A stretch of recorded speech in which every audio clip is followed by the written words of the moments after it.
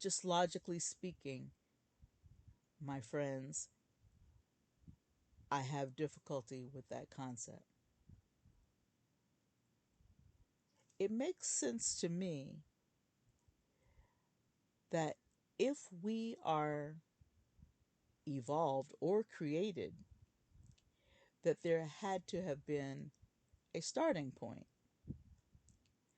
And I would like to suggest to you that that starting point began with the Almighty Creator, who has a plan and had a plan for each of our lives and for this world that we live in. Everything in nature and in man, humans, is ordered perfectly. And the scriptures tell us that God is a God of order and decent in his order. So then, if we look to Genesis,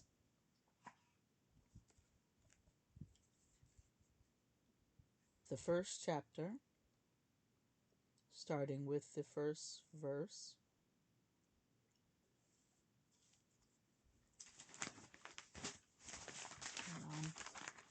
I'm there, if you're there.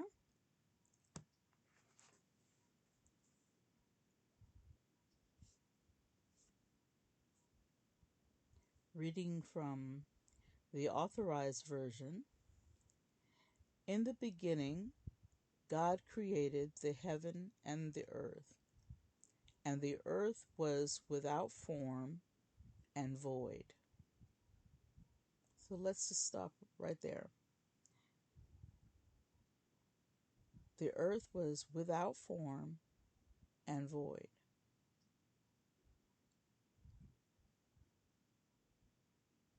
But God created the heaven and the earth.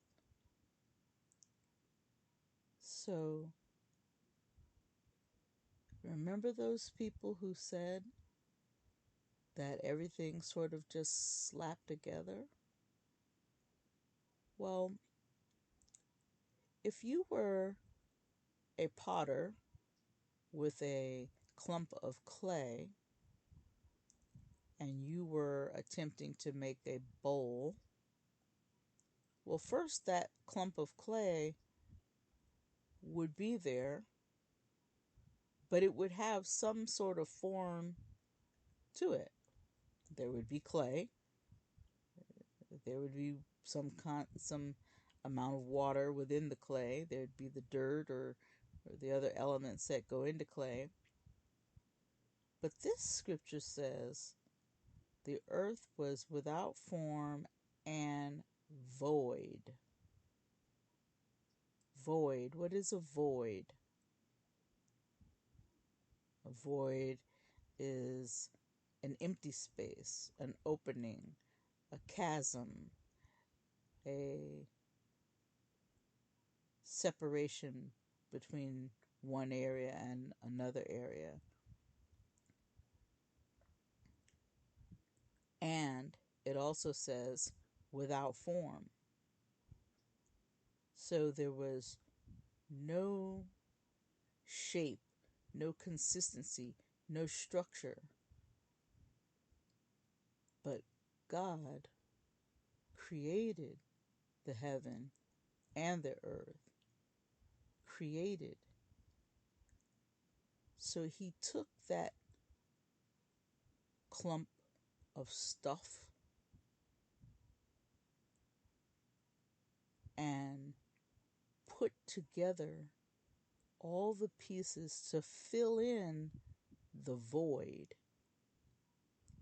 He gave it form, structure, consistency. This gives us an idea of who God is. For a person or an entity to be able to form, provide the consistency, provide the materials, and put together the earth and the heavens, and ultimately his people. He had to be, or he is, an awesomely intelligent, supernatural being that has the power to stand outside of the stuff, and the intelligence and the ability to push together all of those chemicals and resources that he created to fill in the empty spaces, to form the structure, the consistency, the manifestation of what would become the earth and the planets and the sun and the moon, and eventually all the animals, vegetation, and we ourselves. And because there was such precision, because there was such immensity in the number of elements, chemicals, resources that would go into this creation, it was done in such a precise way that all of the creatures, all of the plants, interestingly enough, have some similarities. Each plant, the earth, people, all have some of the basic elements. They share them. So if you yourself were making some items and you had a certain amount of equipment and material available to you, it's very likely that when you made that creation, you would be using some of the materials that you have from over here in your shop, and over there in your shop, and from this area and that area. If you've ever seen someone sewing some clothes, especially back many years ago when people did that, you would see that they often used some of the same materials over and over and over again. And then maybe they would add something new here or there. Well, this is the same thing that we see with God, our Creator. He was consistent. He used many of these same materials, but look how he put it together. Putting together oxygen and hydrogen in one form gave us water, then in other forms would give us ice, and then in some other forms would be combined with another chemical to produce some of the fluids in our bodies, as well as the sodium and other chemicals that were put together to make the water in the ocean. And we can see how all of these different manifestations created are not, I don't want to say interchangeable, but they are related to one another. And since there is that consistency, doesn't it also make sense that the Creator was singular and consistent himself. So, who is God? And is there this God? Do we have evidence that there is a God? Well, I would suggest to you that our very presence here is such evidence. The presence of the earth, the presence of all that is involved in the earth is evidence.